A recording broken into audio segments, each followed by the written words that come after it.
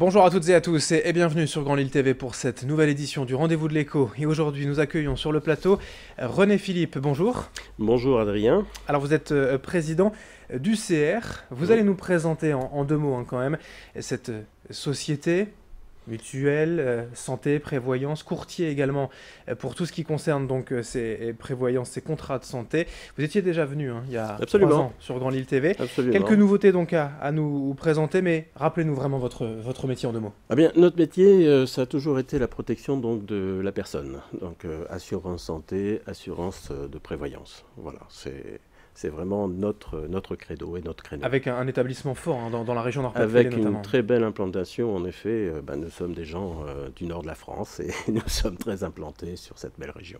Alors dans un instant, on va parler forcément de l'actualité pour vous, c'est cette loi Annie, les complémentaires santé obligatoires au 1er janvier 2016. Oui, absolument. Juste avant quand même les nouveautés pour la société, et il y en a plusieurs, je crois, avec déjà un partenariat assez intéressant pour ceux qui nous regardent peut-être, qui font la navette entre la France et la Belgique et pour être mieux couverts. Oui, très intéressant même, puisque en effet, nous venons de passer un accord avec un organisme de l'autre côté de la frontière pour permettre aux Français qui résident en Belgique de se soigner aussi bien du côté belge que du côté français et être remboursés comme ils l'étaient lorsqu'ils étaient uniquement du côté français. Pour l'instant, c'est un peu compliqué pour ces frontaliers. C'est un peu compliqué puisque de façon générale, les contrats ou les garanties des mutuelles prévoient que il faut être résident français pour pouvoir bénéficier de l'ensemble des prestations qui sont prévues par les contrats. Donc nous, on a réussi avec cette collaboration à passer outre cette contrainte. On évoque également un contrat intéressant qui peut paraître insolite, mais qui doit également intéresser certaines personnes aujourd'hui, un contrat pour la protection des animaux de compagnie. Oui, exact. On a remarqué que c'était une préoccupation d'un certain nombre de nos adhérents, même très nombreux, de pouvoir permettre, en tout cas, de faire face aux frais qu'engendre la maladie ou l'accident pour leur animal préféré, chat ou chien.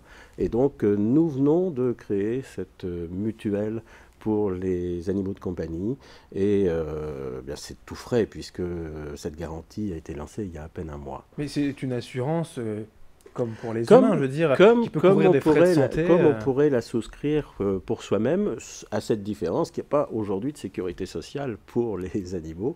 Donc on fait à la fois office de sécurité sociale et de complémentaire. Alors quand on parle de santé, on parlait également donc...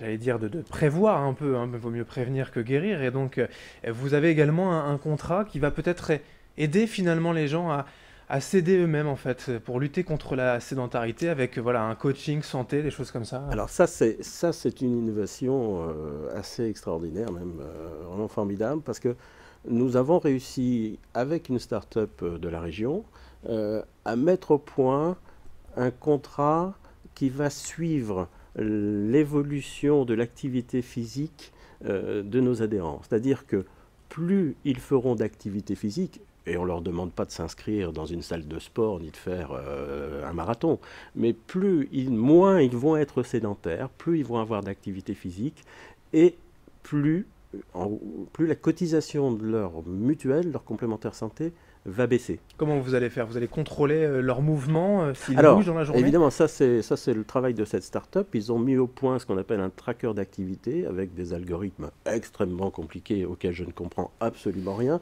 mais dont l'effet est absolument formidable. Et ils vont pouvoir suivre leur activité au jour le jour, soit sur leur smartphone, soit sur ordinateur, etc.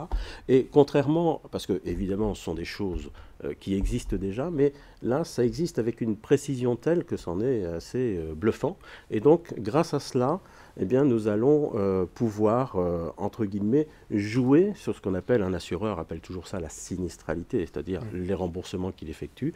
Et on a constaté qu'il est évident que l'amélioration de l'activité, l'augmentation de l'activité physique améliore l'état de santé des gens et donc, par là même, diminue le besoin de remboursement. Alors, pas mal d'innovation pour tout cela.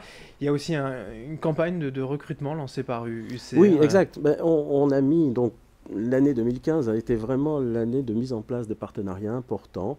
Et pour soutenir ces partenariats et le diffuser de la façon la plus large possible sur le territoire national, Nous recrutons évidemment sur notre zone de prédilection, qui est la région Nord-Pas-de-Calais-Picardie, une centaine de conseillers, mais nous allons également nous étendre sur toute la France et j'oserais dire sur l'ensemble du territoire national, nous sommes en phase de recrutement d'environ 500 conseillers.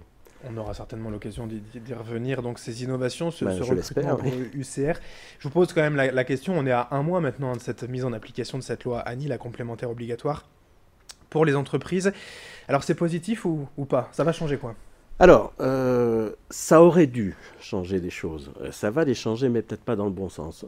L'ANI, aujourd'hui, on a vraiment l'impression d'une promesse qui n'est pas tenue. C'était une promesse tout à fait intéressante, mais on s'aperçoit que malheureusement, les conséquences, c'est que pour un certain nombre de gens qui vont souscrire l'ANI, leurs garanties seront inférieures à ce qu'elles avaient à titre individuel.